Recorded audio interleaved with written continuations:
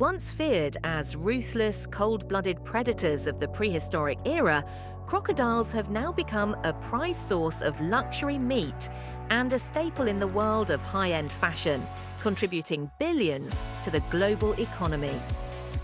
Boasting a lifespan of up to 50 years and a distinctive, naturally aged luster, crocodile leather has earned its place as a hallmark of elite fashion, seen in luxury items like the $500,000 Hermès Himalaya Birkin or Louis Vuitton's Crocodile locket. But how are millions of these cold-blooded reptiles raised, processed, and turned into valuable products each year? Today on Behind the Make, we're diving into the world of crocodile farming to reveal how they've become one of the most lucrative species in modern agriculture. We'll take a closer look at these formidable creatures together.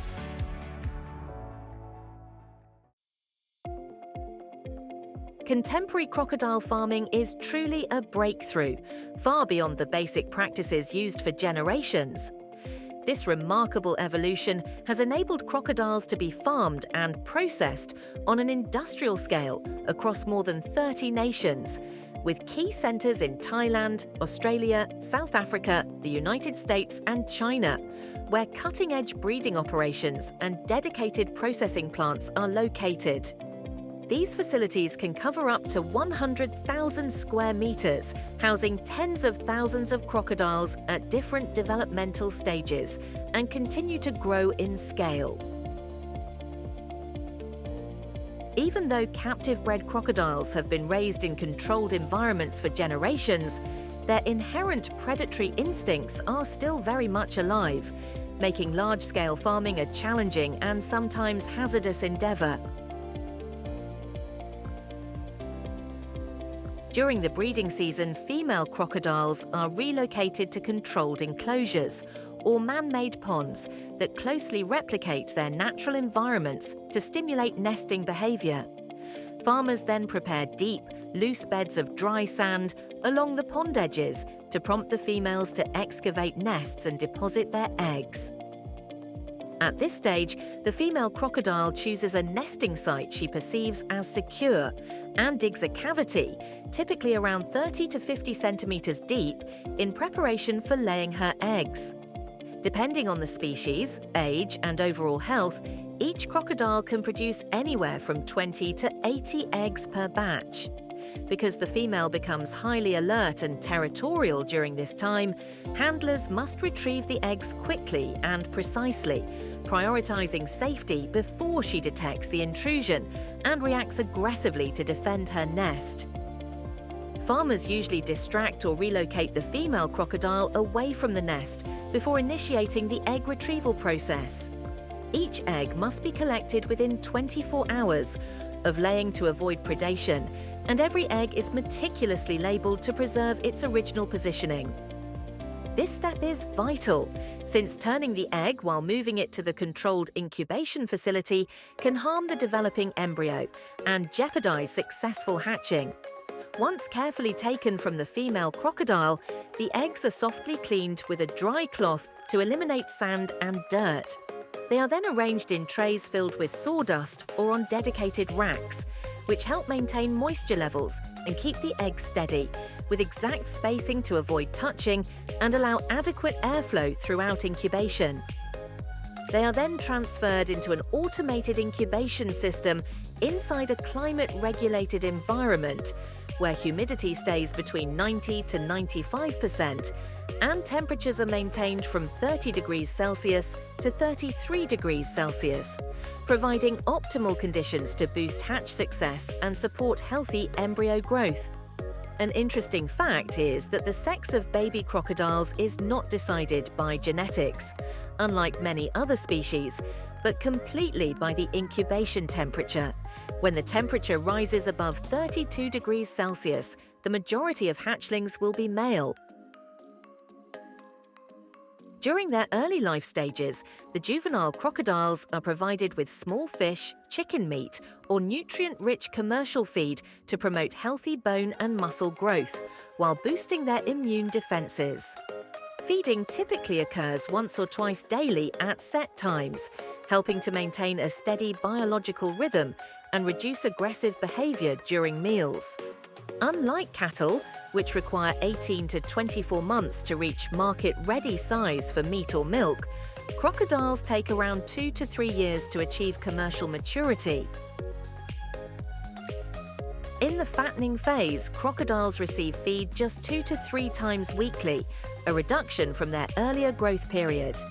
However, each feeding consists of a nutrient-rich, high-protein diet carefully formulated to improve both the texture of the meat and the quality of the hide, two of the most prized products in crocodile farming. Although they don't consume food daily like many other livestock, crocodiles remain at risk of obesity and digestive complications if their intake exceeds 10% of their body weight. Thanks to this precise feeding regimen, the fattening phase not only helps crocodiles attain their optimal weight, but also guarantees they satisfy the rigorous requirements of premium meat and leather markets. After a lengthy period of careful nurturing and patience, the moment arrives for farmers to harvest their mature crocodiles once they reach the desired size. At this point, the crocodile is temporarily unconscious for a brief period through methods such as cranial blood force trauma, the pithing technique, or remote stunning using electric prods or captive bolt devices. Depending on their final purpose, hundreds of crocodiles are sorted prior to entering the slaughter phase, prepared to be converted into a valuable source of protein, appreciated worldwide, and high-quality hides showcased in iconic handbags from brands like Hermès and Louis Vuitton. Upon reaching the processing plant, technicians employ a specialized blade to cut the carotid artery, or the artery located at the back of the neck, enabling the crocodile to rapidly cease breathing and bleed out while still under the influence of electric stunning or sedation. Once the bleeding and cleaning process is finished, the carcass is moved to the skinning section, a crucial step performed by experienced workers as it involves handling the animal's most economically significant asset. In contrast to mink skinning, which starts at the hind legs and involves peeling the whole hide along the back, crocodile farms generally employ the belly cut technique. This method protects the soft, broad, and uniformly colored belly scales, which are the most prized area for luxury fashion items. Using precision, ultra-sharp surgical blades, workers delicately slice along the belly and carefully detach the skin from the underlying muscle, ensuring no scratches or tears are left behind.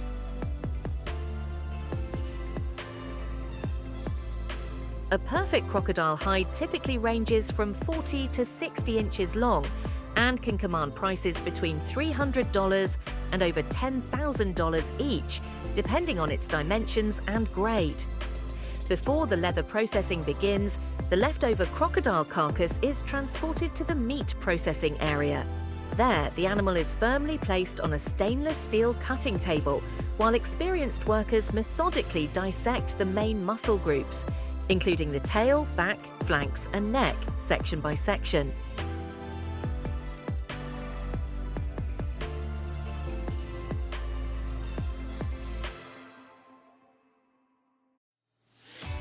From fearsome predators to coveted luxury goods, the journey of a crocodile from hatchling to high-fashion accessory is a testament to how modern agriculture and industry have transformed nature into commerce.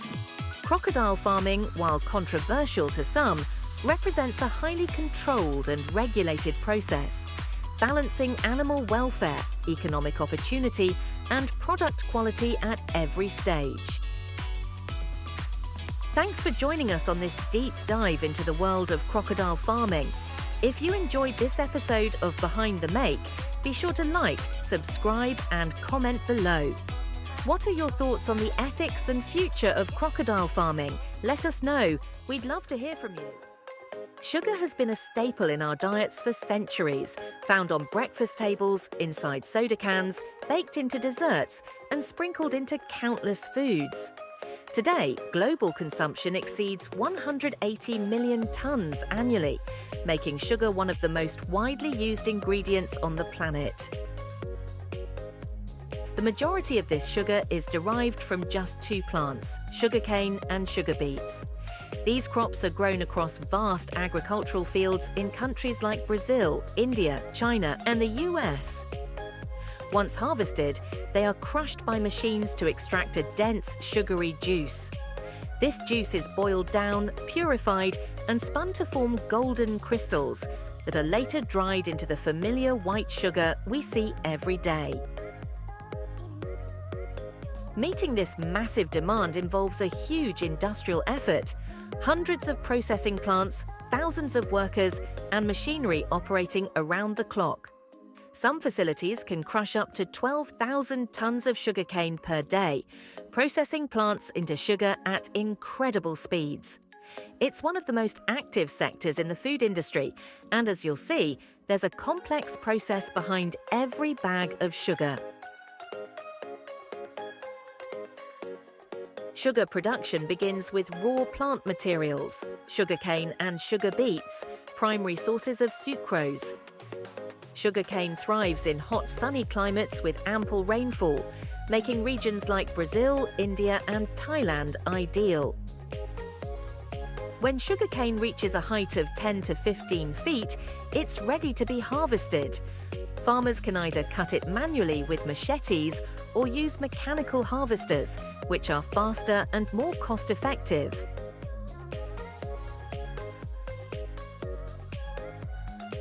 Sugar beets prefer cooler environments and are cultivated in areas like parts of Europe, the US, and Russia. These beets are usually gathered in the late fall using machinery that pulls the roots from the soil.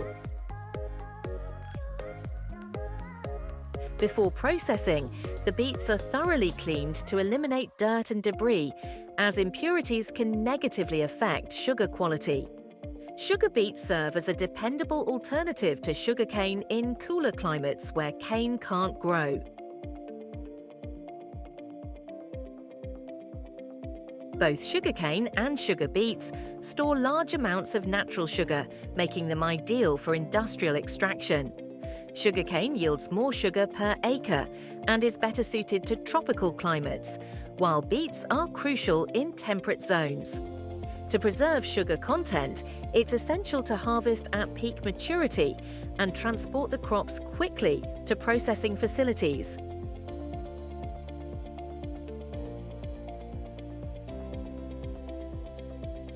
The extraction process begins with cleaning the sugarcane stalks to remove dirt and debris.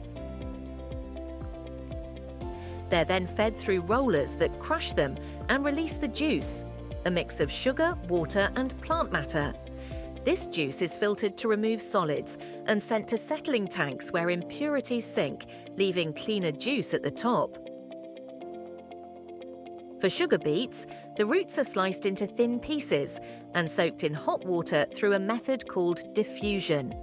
This draws sugar from the beet slices into the water, creating a sugary liquid. It is then filtered to eliminate leftover beet fragments and other non-sugar components. Extraction aims to pull as much sugar as possible from the plant material.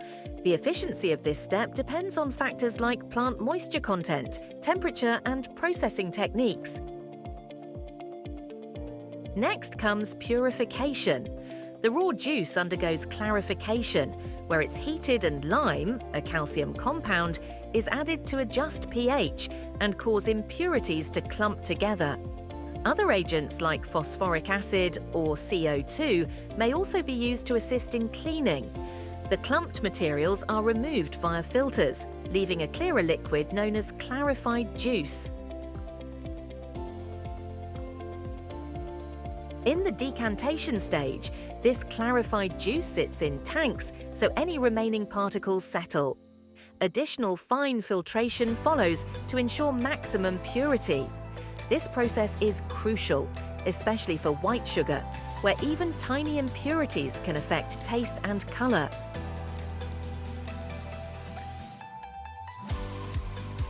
Following purification, The juice enters evaporation chambers to remove most of its water, transforming it into a thick syrup. This syrup still contains dissolved sugar and minor impurities. It's then boiled in vacuum pans that lower boiling temperature and prevent burning. As the syrup thickens, tiny sugar crystals begin to form. Seed crystals are introduced to encourage uniform crystal growth. The longer the syrup boils, the bigger and more defined the crystals become. This boiling and crystal growing phase is tightly controlled to ensure a consistent texture and high purity.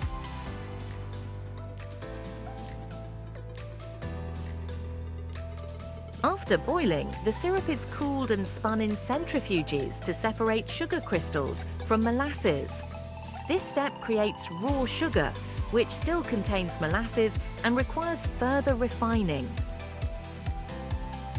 Crystallization is essential because it turns sugar from liquid to solid. Crystal size and clarity determine the final product's quality. Once crystals reach the desired size, they're separated from syrup in a high-speed centrifuge, yielding raw sugar ready for drying. The sugar is then dried using large dryers that blow hot air over the crystals while they're stirred, ensuring even drying. The goal is to reach a moisture level of about 0.1%, preventing clumping or spoilage.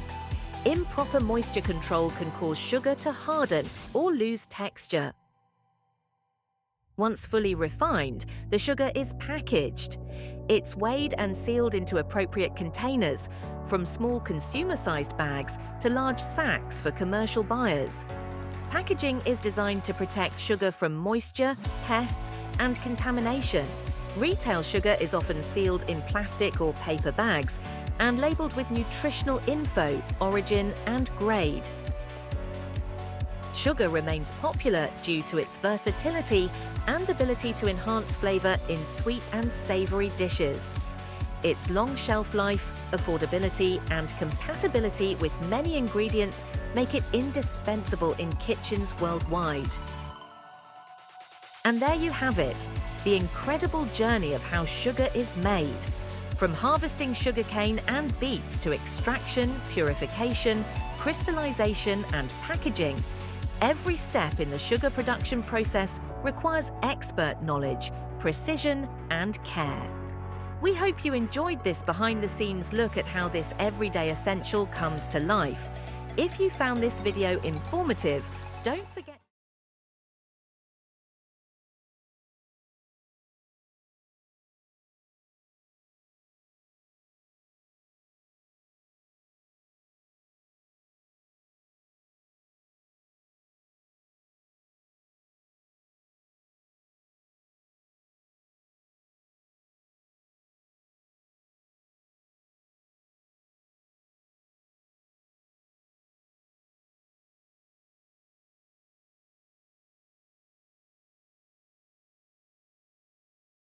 Don't forget to like, subscribe, and hit the notification bell to stay updated with our latest episodes. Sweeten your day with knowledge. See you in the next.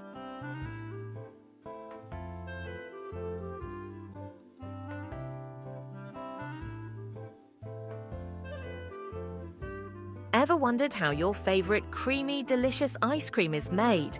From fresh ingredients to the final frozen treat, we're taking you behind the scenes of the fascinating process that brings this sweet.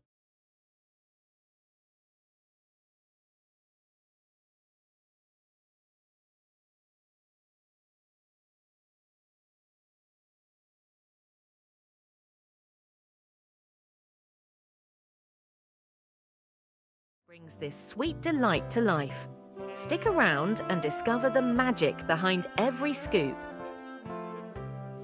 Ice cream's origins date back over 2,000 years. Ancient China is credited with early frozen desserts, where snow and milk were mixed with rice for a refreshing treat.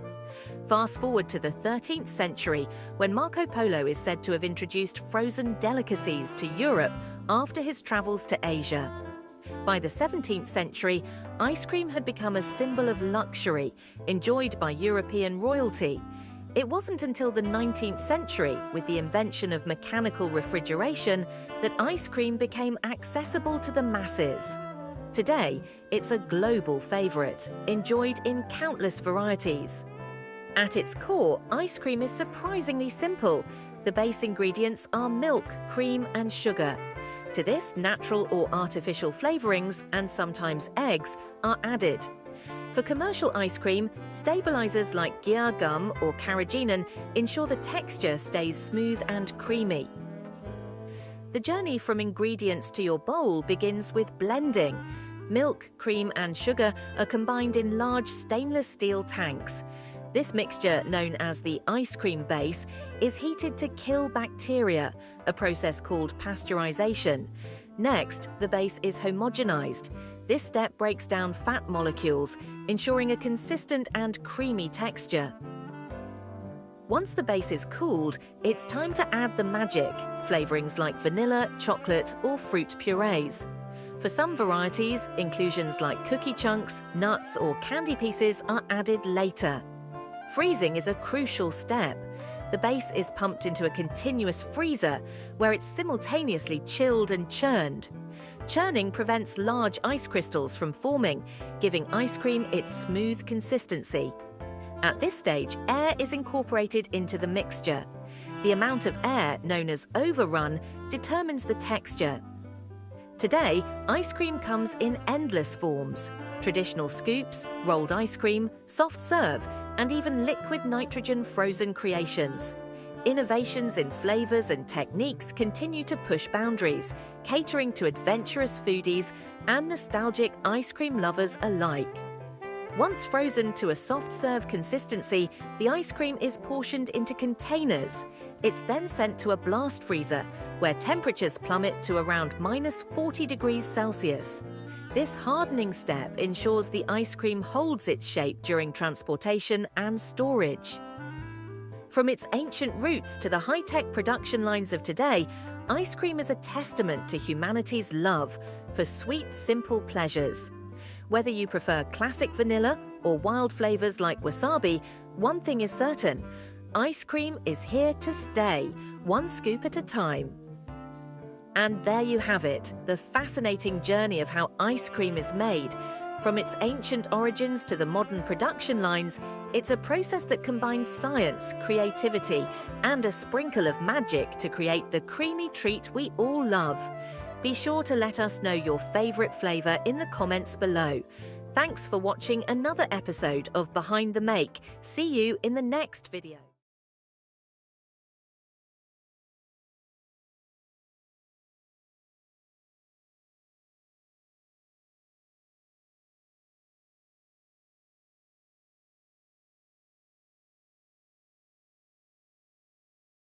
Next video.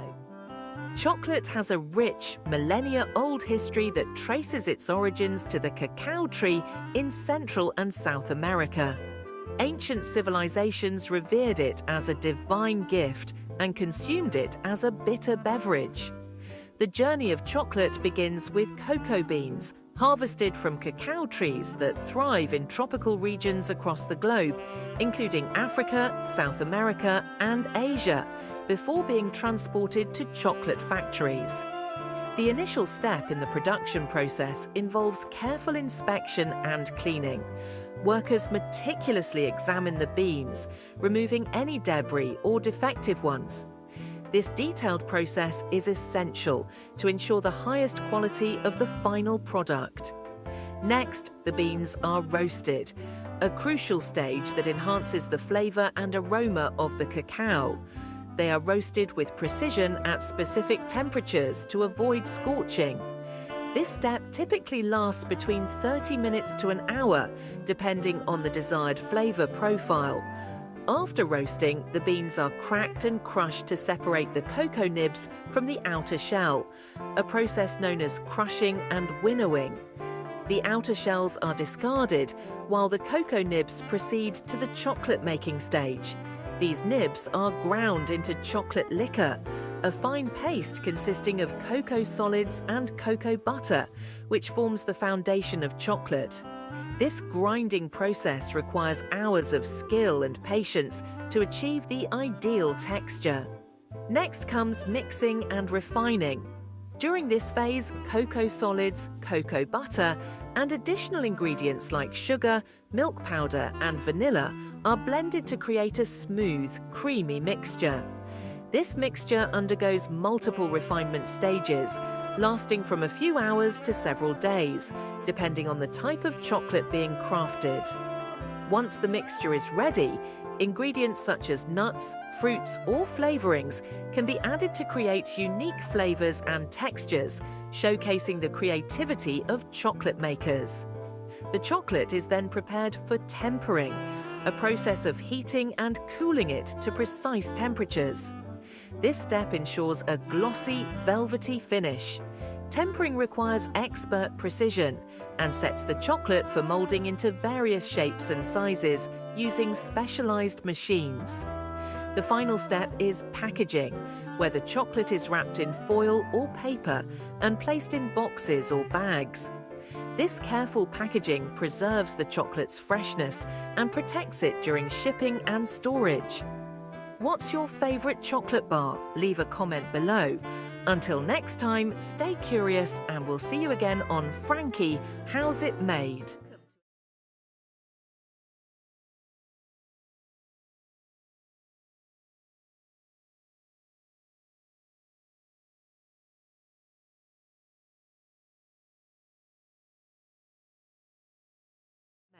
Welcome to another episode of Behind the Make. Today, we're diving into the fascinating world of Coca-Cola production, one of the most iconic beverages in the world. From the careful selection of ingredients to the secret syrup formula, carbonation, bottling, and distribution, we'll uncover the craftsmanship and science behind this legendary drink. But before we get started, don't forget to like, subscribe, and hit that notification bell so you never miss a new episode. Now, let's get into it.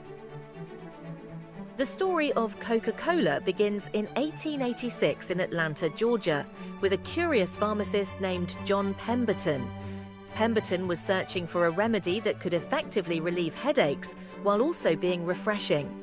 After experimenting with different ingredients, he created a syrup using a mix of botanical extracts, caramel coloring, and a highly secretive formula. This concoction was initially called Pemberton's French Wine Coca before it became the global sensation we know today. Originally, the syrup was mixed with soda water, making it a carbonated beverage that could be enjoyed by customers. Since Pemberton was a pharmacist, it was only natural that his creation was first sold at a pharmacy soda fountain. What he didn't realize at the time was that he had just invented a drink that would go on to change the world. Now, while we can explain the process of how Coca-Cola is made, there is one major challenge. The original recipe is one of the most closely guarded secrets in history. It is said to be locked inside a secure vault at the World of Coca-Cola Museum in Atlanta, and only 2 employees are allowed to know the full formula at any given time. Their identities are kept confidential, they are prohibited from traveling together, and if one of them leaves the company, a successor is carefully chosen to take their place.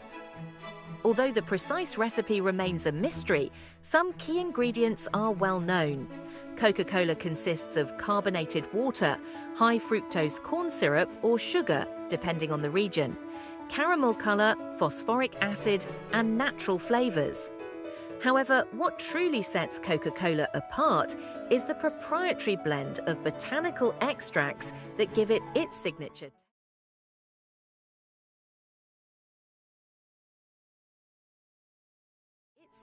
taste.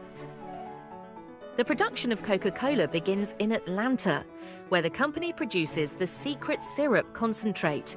This concentrate is then sent to Coca-Cola's trusted bottling partners worldwide, where it is transformed into the final product. To ensure the highest quality, the water used in Coca-Cola goes through an extensive purification process before being combined with the syrup and sweeteners in enormous mixing tanks. The precise ratio of ingredients is carefully adjusted based on regional taste preferences, which explains why Coca-Cola can taste slightly different depending on where you are in the world. Once the mixture is perfected, it undergoes the carbonation process. This takes place in a pressurized chamber where carbon dioxide is dissolved into the liquid, creating the signature bubbles that give Coca-Cola its refreshing bite. But at this stage, the drink still needs to be packaged before it can make its way to consumers. Coca-Cola's bottles have a history of their own. The first glass bottle was introduced in 1899, and since then the design has gone through several iterations. The modern contoured bottle, which has remained largely unchanged since 1957, has become an instantly recognizable symbol worldwide. In addition to glass bottles, Coca-Cola is now also packaged in plastic bottles and aluminum cans. Once carbonated, the drink moves to high-speed bottling lines, where automated machinery fills each container with precision. The process ensures that every bottle or can contains the exact amount of liquid, while allowing just enough space for the perfect foam head when opened. After sealing and capping, the products pass through labeling machines that apply Coca-Cola's iconic branding. Now, before the drinks are sent out for distribution, they must go through rigorous quality control checks. Coca-Cola's commitment to consistency means that every bottle and can is examined to ensure it meets strict standards in taste, carbonation, and safety. This process includes sensory evaluations, microscopic inspections, and advanced testing methods to ensure that every sip delivers the same great taste that consumers expect. And there you have it. The process of how Coca-Cola is made, from a secret syrup formulated in Atlanta to a globally recognized beverage enjoyed by billions. The next time you crack open a can or bottle of Coca-Cola, take a moment to appreciate the craftsmanship, science, and history that go into every sip. If you enjoyed this inside look into the making of Coca-Cola, be sure to like, share, and subscribe for more fascinating insights into how everyday products are created. Thanks for watching. We'll see you in the next video. Apple juice has a long history that dates back to ancient times, with early mentions appearing around 400 BC during the Roman era. The process became increasingly commercialized in the 19th century in the United States, particularly after the introduction of pasteurization in the late 1800s, which made it safer to consume. The process of making apple juice begins with harvesting the apples. Macintosh and Granny Smith apples are commonly picked for their distinctive flavors, with Macintosh offering a sweet, tart taste and Granny Smith providing a crisp, tart flavor that enhances the juice's overall profile. After the apples are harvested, they are sent to the juice factory, where they go through a detailed washing process. This first water bath eliminates debris and pebbles, especially since they also use apples that have fallen on the ground.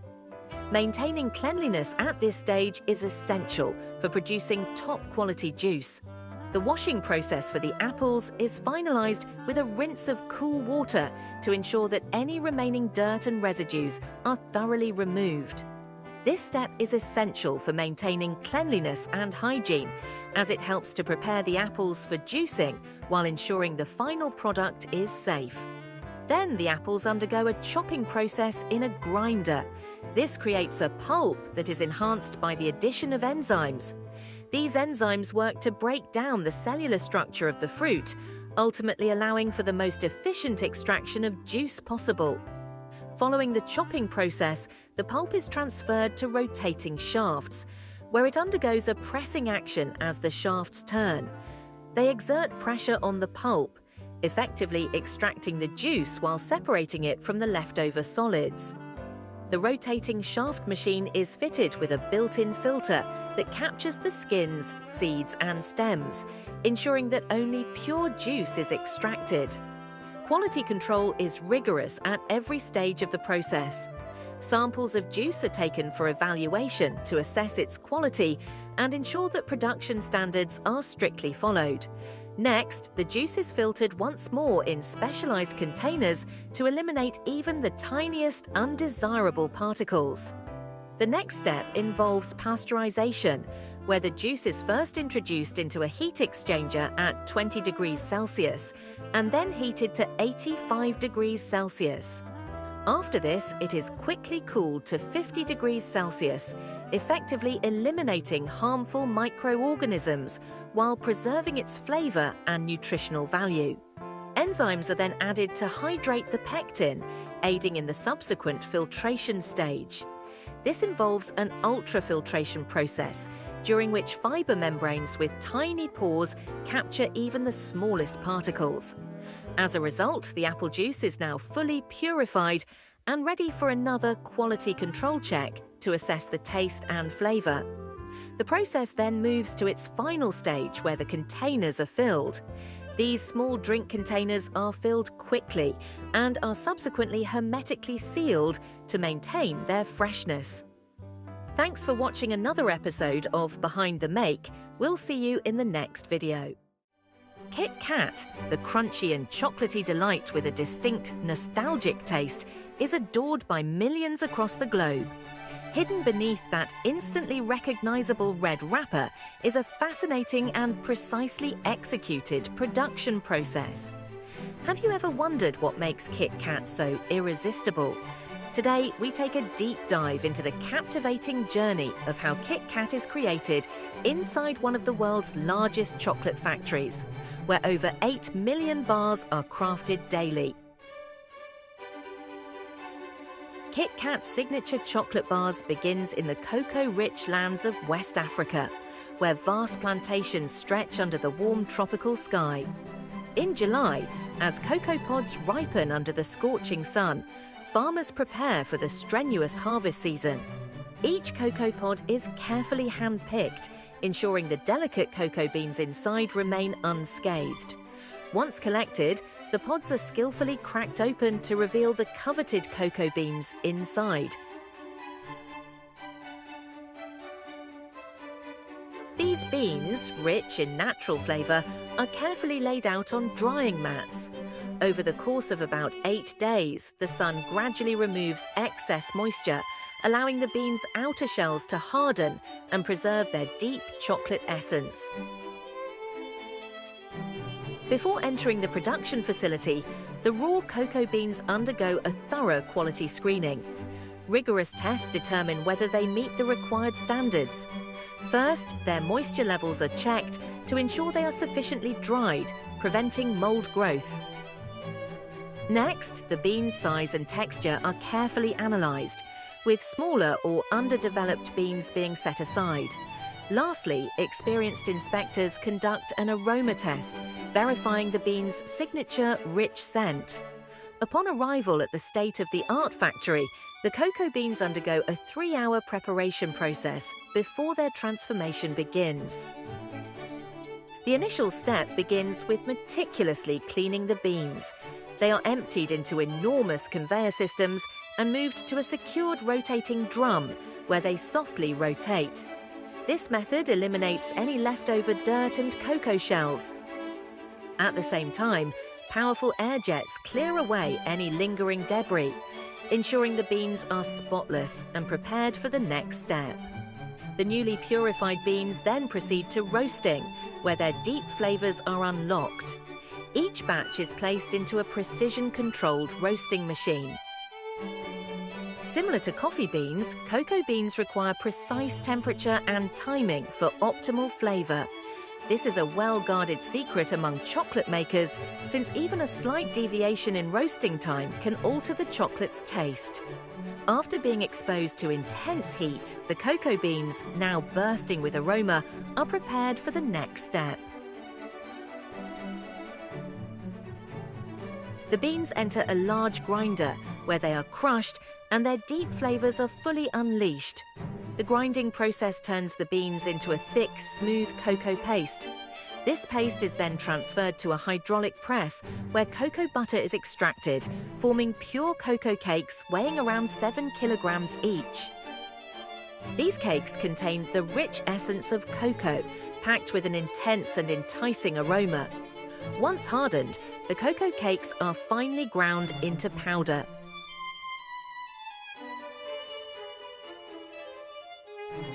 The fine cocoa powder is then blended with sugar, milk powder, cocoa butter, emulsifiers, and other top-secret ingredients. The precise ingredient ratio remains Nestlé's closely guarded formula, ensuring KitKat's unmistakable taste. Inside a powerful industrial mixer, these ingredients blend together continuously, transforming into a thick, smooth chocolate mixture. Next comes the process of conching, which refines the chocolate particles to microscopic sizes, allowing them to melt effortlessly on the tongue. The longer the chocolate undergoes conching, the silkier and smoother its texture becomes, enhancing its richness. Finally, the chocolate enters the tempering phase. Here, the temperature is carefully adjusted in cycles, ensuring the chocolate fully melts before being cooled to precisely 81 degrees Fahrenheit, preventing the formation of unappealing crystals. This process guarantees the chocolate stays lustrous, silky, and completely irresistible.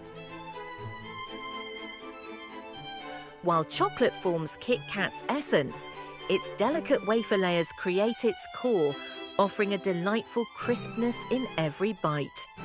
The process of crafting these wafers is equally intricate. It begins with familiar ingredients: high-quality wheat flour, purified water, sugar, vegetable fats, and a hint of salt to elevate the flavor. However, the secret behind KitKat's signature crisp lies in the leavening agent, which helps create its airy, crunchy texture. All ingredients are combined in a high-speed mixer, ensuring a smooth and even batter. Once the batter reaches the perfect consistency, it is dispensed through precision nozzles into rectangular baking molds. These molds ensure uniform thickness, allowing for consistent wafer texture. The batter is baked at high temperatures, ranging between 350 and 400 degrees Fahrenheit, for just 30 seconds. The intense heat quickly forms the light, crispy wafer layers, locking in their delicious flavor. After baking, the wafers are carefully cooled under controlled conditions. This step is vital to maintaining their crispness while ensuring they won't melt when combined with chocolate. While the wafers cool, the chocolate filling that binds KitKat's layers is prepared. Interestingly, the filling differs slightly from the outer coating. The secret? Crushed KitKat bars. Imperfect KitKat bars are finely ground and incorporated into the inner filling. This unique recycling method minimizes waste while enhancing the bar's signature taste. The inner chocolate mixture is slightly thinner in consistency, allowing it to spread evenly between wafer layers without making them soggy. Now comes the most captivating stage of production, the coating. Each wafer stack is carefully placed onto a conveyor belt, awaiting its luxurious chocolate bath.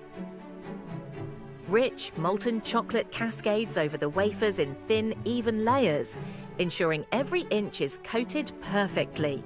This layering process is repeated 3 times to achieve the signature KitKat crunch and creamy balance.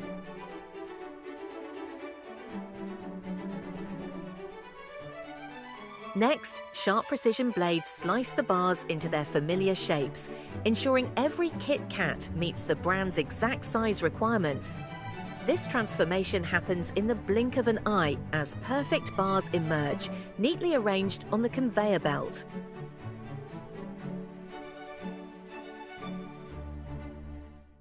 After 15 hours of mixing and roasting, the silky, aromatic liquid chocolate is finally ready to take its classic KitKat form. High-speed equipment rapidly fills hundreds of molds per minute, producing more than 200,000 bars every day. Streams of molten chocolate are expertly poured into molds, forming a glossy and delectable outer layer. Next, the crispy wafers move through a flowing chocolate cascade, ensuring every surface is coated with a smooth, even layer. The tempting scent of melted chocolate, combined with the crispness of the wafer, creates a delightful harmony on your taste buds.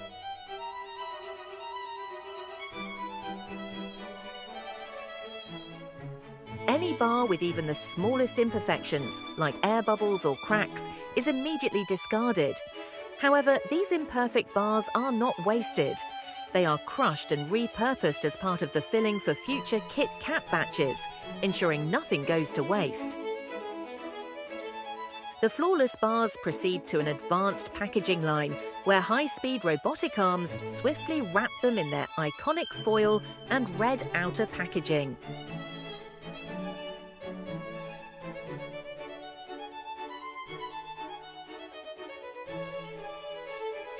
Finally, KitKat bars are shipped to massive warehouses, awaiting distribution. Every day, up to 8 million KitKat bars roll out of the factory. Once orders are placed, fleets of trucks transport these chocolatey delights to stores across the globe, ensuring they reach eager consumers everywhere. And there you have it, the incredible journey of how KitKat is made. From sourcing premium cocoa beans to crafting the perfect crispy wafer and coating it in smooth chocolate, every step in the KitKat production process is a blend of precision, craftsmanship, and innovation. We hope you enjoyed this behind-the-scenes look at how KitKat is made. If you found this video informative, don't forget to like, subscribe, and hit the notification bell to stay updated with our latest episodes. We'll see you in the next video. Have you ever wondered how your morning cup of coffee is made? From a tiny green bean to the rich aromatic brew we all love, coffee undergoes an incredible journey. The origins of coffee can be traced to the region now known as Ethiopia in East Africa.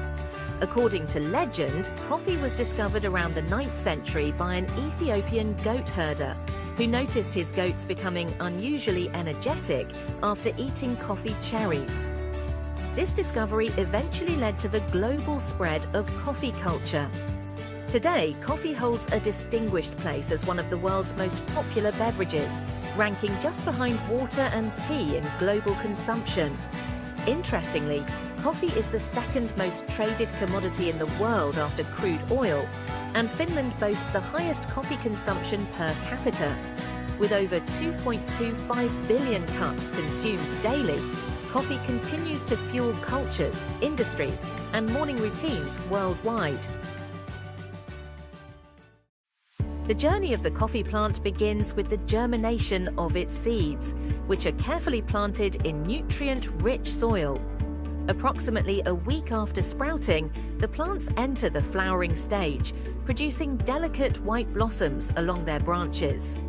Over the next 6 to 9 months, these buds gradually develop into vibrant red cherries, signaling their ripeness. Skilled pickers carefully hand-select the ripe cherries while leaving the green ones on the plant until they fully mature. The fresher the cherry, the richer the flavor.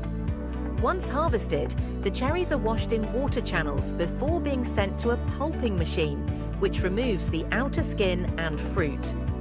Next, the drying process, which is a vital stage in coffee production as it reduces the moisture content of the beans to an optimal level for storage.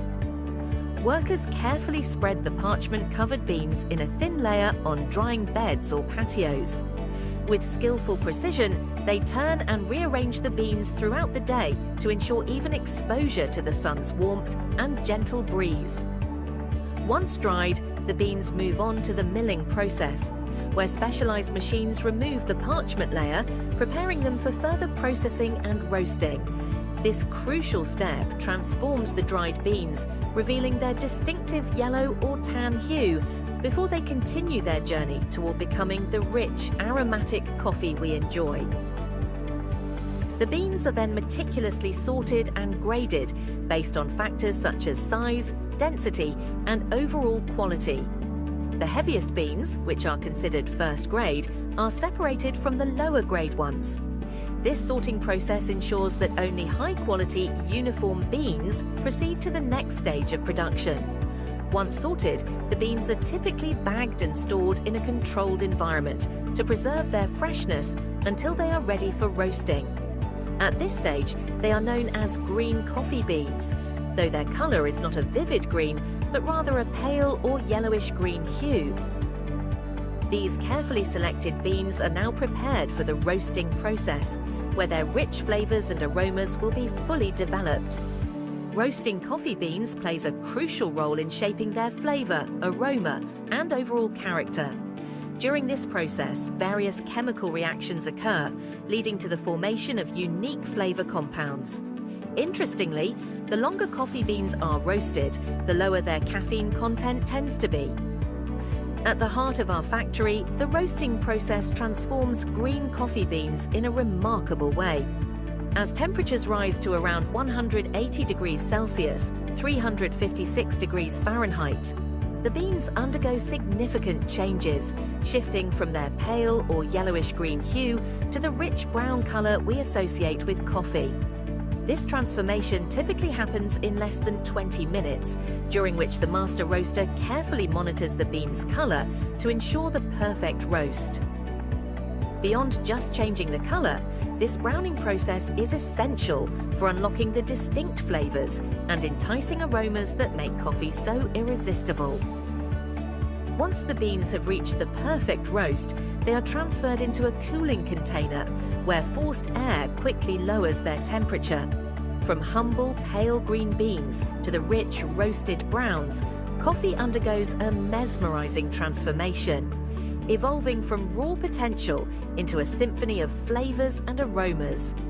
Did you know? Just 2 kilos of coffee beans can brew approximately 200 cups of coffee. Now, some of the freshly roasted beans are prepared for packaging, while others move on to the grinding process before being sealed. The grind size plays a crucial role in brewing, with different levels of coarseness suited for various methods, from espresso to drip coffee. At the espresso machine, a barista grinds the coffee to a fine consistency, carefully places the grounds into the portafilter basket, and uses a tamper to evenly compress the coffee. The portafilter is then locked into the machine's brewing group, and the extraction begins. The high-pressure pump forces hot water through the coffee grounds, drawing out a rich aromatic espresso, which is collected in a cup. For milk-based drinks like cappuccinos and lattes, the barista may use the steam wand to froth milk to the desired texture. Once the espresso is ready, the used coffee grounds are removed from the portafilter and the machine is cleaned, ensuring it's ready for the next perfect brew. Coffee is more than just a drink. It's a companion to our moments, a catalyst for conversations, and a source of warmth and comfort. It serves as a bridge between cultures, crossing borders and reminding us of our shared humanity. Each cup is a tribute to generations of craftsmanship, where expertise has been refined over time. It's a harmonious blend of flavors and aromas, coming together in a delightful dance on our taste buds. Thank you for watching another episode of Behind the Make. Don't forget to like, subscribe, and hit that notification bell to keep you updated on our latest episodes. We'll see you in the next video.